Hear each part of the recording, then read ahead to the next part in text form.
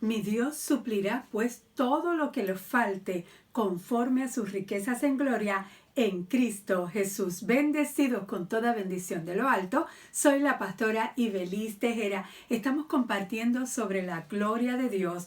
Esa palabra gloria en hebreo es kabod y en el griego es doxa. Y hemos titulado esta serie de enseñanzas kabod. Esta es la cuarta enseñanza.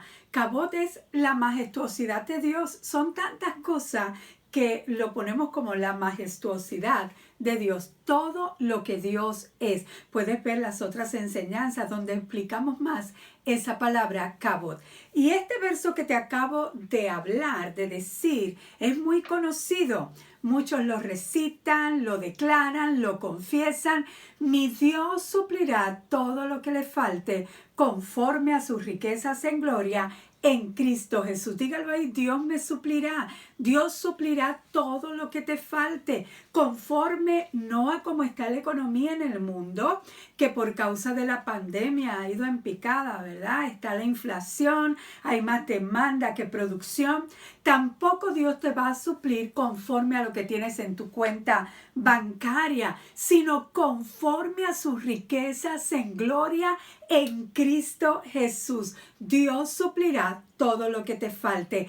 A todo el que me está viendo en esta hora, quiero orar por ti. Escríbeme en los comentarios, mi Dios suplirá, mi Dios suplirá, mi Dios suplirá. Vamos a creerlo en este tiempo de crisis y escasez. Vamos a creer que mi Dios suplirá todas mis necesidades conforme a sus riquezas en gloria en Cristo Jesús. Escríbelo ahí en los comentarios. Kabod, la gloria de Dios, toda la majestuosidad de Dios. Y vimos que uno de los aspectos de la gloria significa riqueza. Kabod también significa riqueza. La palabra riqueza significa llenura, posesiones, abundancia, llenar, proveer. Dios se deleita en proveer a sus hijos. Dios suplirá. Dios da conforme a como es Él. Gloria a Dios. Sus riquezas son inagotables, infinitas. Imagínate, Él es el dueño de todo el universo, de todo lo que existe, de todo lo creado. Él es el dueño. Ahora, yo quiero hablarte que el apóstol Pablo le dijo estas palabras a la iglesia de Filipos. Y hay que ver qué hicieron los filipenses para que el apóstol Pablo hiciera esta declaración de fe sobre aquella iglesia. Y vamos a leer en Filipenses 4, desde el verso 10 en adelante. Mira lo que dice Pablo a ellos, a los filipenses. Me alegro muchísimo en el Señor de que al fin hayan vuelto a interesarse en mí. Claro está que tenían interés, solo que no habían tenido la oportunidad de demostrarlo. Y no digo esto porque esté necesitado, pues he aprendido a estar satisfecho en cualquier situación en que me encuentre. Sé lo que es vivir en la pobreza y lo que es vivir en la abundancia. He aprendido a vivir en todas y cada una de las circunstancias, tanto a quedar saciado como a pasar hambre, o a tener de sobra como sufrir escasez. Todo lo puedo en Cristo que me fortalece. Fíjate que este verso, que aunque lo decimos para cada situación en la que necesitamos fuerzas para hacer algo, Pablo dice este verso en un contexto financiero. Y sigue diciendo, sin embargo, han hecho bien en participar conmigo en mi angustia. Y ustedes mismos, filipenses, saben que en el principio de la obra del Evangelio, cuando salí de Macedonia, ninguna iglesia participó conmigo en dar y recibir o en mis ingresos y gastos, excepto ustedes. Fíjate que ninguna iglesia, dice Pablo, había participado en el dar y recibir, pero esta iglesia de Filipenses sí. Incluso a Tesalónica me enviaron ayuda una y otra vez para suplir mis necesidades. Ahora él dice, no digo esto porque esté tratando de conseguir más ofrenda, sino que trato de aumentar el crédito a su cuenta. Tenemos una cuenta en los cielos hay una cuenta que cuando nosotros damos al reino es como si estuviéramos depositando en esa cuenta. Cuando necesitemos retirar, si hemos dado, vamos a tener. Dice el verso 18, ya he recibido todo lo que necesito y aún más. Tengo hasta de sobra. Ahora que he recibido de Epafrodito lo que me enviaron. Es una ofrenda fragante, un sacrificio que Dios acepta con agrado. Cuando tú das ofrendas, Dios las ve, las acepta. Procuremos que las acepte con agrado. Y entonces es que le dice, mi Dios pues suplirá toda necesidad de ustedes conforme a sus riquezas en gloria en Cristo Jesús. Cuando damos para la causa del evangelio del reino de Dios, Dios proveerá de todo lo que necesitemos conforme a sus riquezas en toda su majestuosidad. Aleluya. En otras palabras, si usted tiene problemas económicos, para salir de ellos, comience a dar. Comience sembrando con lo poco que tenga. ¿Se acuerdan aquella viuda que el profeta fue y le pidió una torta para él primero, cuando ella iba a hacer una para su hijo y para ella, y luego echarse a morir porque no había nada más? Pero el profeta de Dios llega y le dice, dame una a mí primero. Y luego ocurrió el milagro de la multiplicación. Así que esta iglesia de Filipenses era una iglesia que sabía que lo poco en las manos de Dios, Dios lo multiplica. Y estaban prestos para bendecir el reino, para bendecir a donde se llevara el evangelio.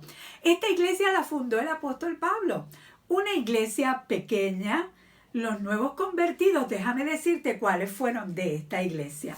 Dice en Hechos 16, 14 al 15, el sábado salimos a las afueras de la ciudad y fuimos por la orilla del río, donde esperábamos encontrar un lugar de oración.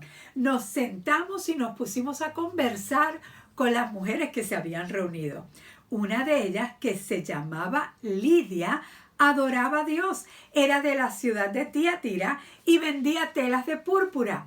Mientras escuchaba, el Señor le abrió el corazón para que respondiera al mensaje de Pablo. Aquí vemos a Lidia, una que fue entonces miembro de la iglesia de los filipenses.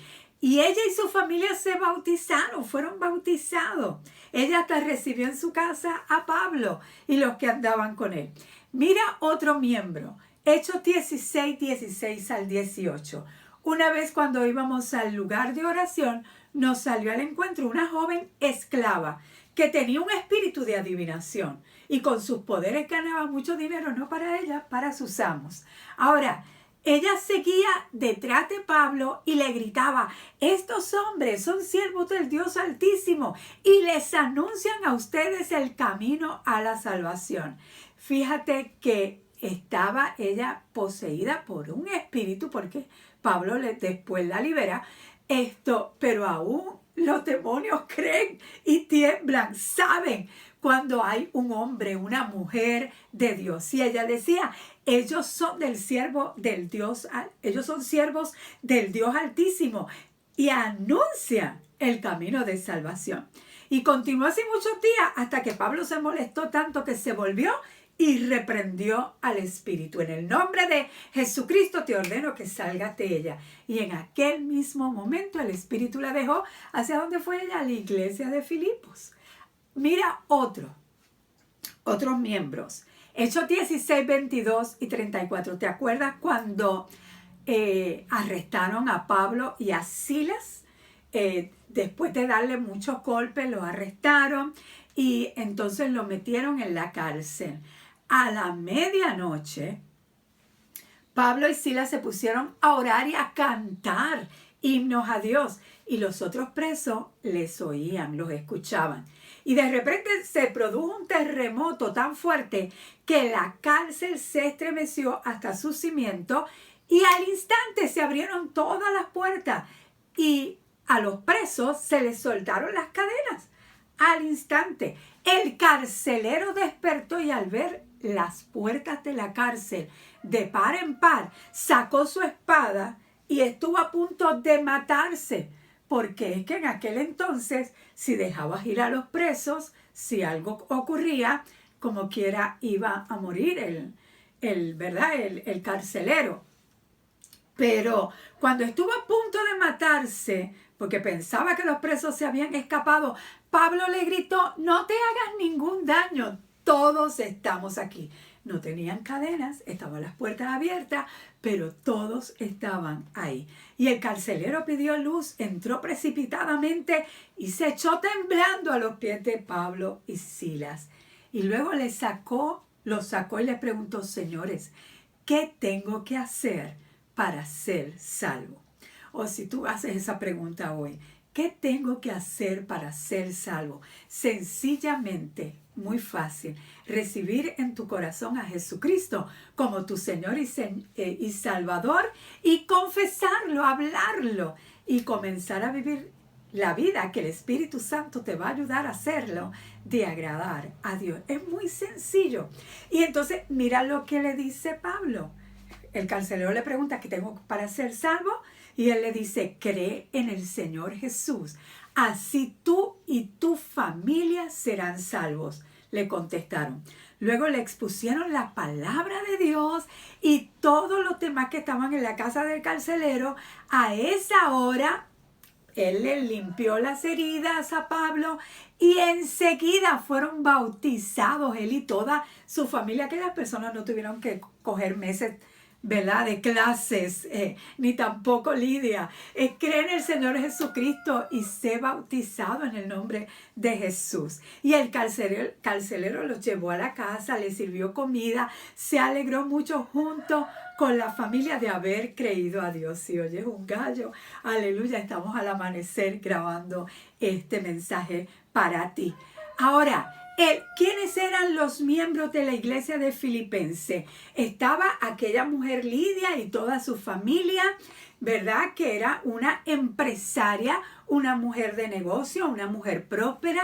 Estaba el carcelero, su familia, un hombre trabajador, un hombre de familia. Y estaba aquella joven esclava, no sabemos su nombre, pero estaba allí. Aquí vemos las tres clases representadas, clases sociales, ¿verdad?, que el mundo nos ha puesto: clase alta, clase media, clase pobre. Pero esta iglesia, así como Jesucristo, no hacía acepción de personas. Ellos aprendieron a vivir en armonía y unidad, en un estrecho vínculo de amor. La iglesia de Filipo es un ejemplo de unidad, de fidelidad al Señor y sometimiento a la palabra de Dios. Ellos sabían que dando iban a recibir. Buscaban la oportunidad, decía Pablo. Ustedes están esperando la oportunidad. Les faltaba la oportunidad, ya llegó y ustedes ya estaban preparados para dar. Ellos estaban preparados para bendecir. Tenemos que prepararnos para bendecir porque somos bendecidos para eso. Para bendecir hay que estar preparado, suplir la necesidad de aquellos a los que Dios ha llamado a llevar el evangelio, ayudar a los pobres y necesitados. Dios bendice a la iglesia que está siempre dispuesta a dar. Yo le doy gracias a Dios por Plenitud del Reino, la iglesia que dirijo, porque es una iglesia que se mueve en estos principios. Se los hemos enseñado, se mueven estos principios. Y digo esto porque el mundo debe de saber, no para vanagloriarnos, es que el mundo debe de saber qué es lo que está haciendo la iglesia del Señor. Debe de saberlo. Y nosotros, por lo menos la iglesia que dirijo, sembramos en personas, y sé que muchas otras iglesias también lo hacen, sembramos en personas que necesitan, pero sobre todo también sembramos en aquellos que llevan las buenas nuevas. Sembramos en personas en República Dominicana, en Perú, en India, a través de las cajitas de Operación Niño de la Navidad. Aleluya. Si no estás en Puerto Rico y Estados Unidos viendo este video, déjame saber si has visto estas cajitas en tu país. Déjame saber si has visto las cajitas de Operación Niño de la Navidad en tu país. A través de estas cajitas llegamos a miles de niños alrededor del mundo en casi 170 países alrededor del mundo. Y estos niños reciben el mensaje de la palabra de Dios, de Jesucristo, la buena nueva. Y ellos y sus familias se abren nuevas iglesias por causa de estas cajitas de Operación Niño de la Navidad. Aleluya. Cubrimos con amor a India. Hay un ministerio de Cubre con Amor en India, donde le damos cobija, le damos vitamina C, gorro para el invierno, le damos mascarilla y sobre todo una Biblia en su idioma a los niños. Eso es otro ministerio el cual nosotros pues sembramos. A través de Samaritan Purse llegamos con una semilla de amor cuando hay necesidad en algún lugar que haya habido un desastre, o como ahora en la pandemia que se tuvo que abrir hospitales. Ellos abrieron hospitales en Italia, en Nueva York, en Mississippi. Hemos llegado con ellos allí también, donde hay necesidad como el terremoto en Haití. Sembramos semilla. Sembramos la palabra de Dios en las redes sociales para que este mensaje llegue a las naciones. Mensaje de fe, de esperanza, de prosperidad, de salud. Sembramos con toda certeza. Yo puedo decir, como dijo el apóstol Pablo, y en esta ocasión a la iglesia Plenitud del Reino, la cual dirijo: mi Dios suplirá todo lo que te haga falta conforme a sus riquezas en gloria en Cristo Jesús. Dios suplirá todo lo que tú necesites.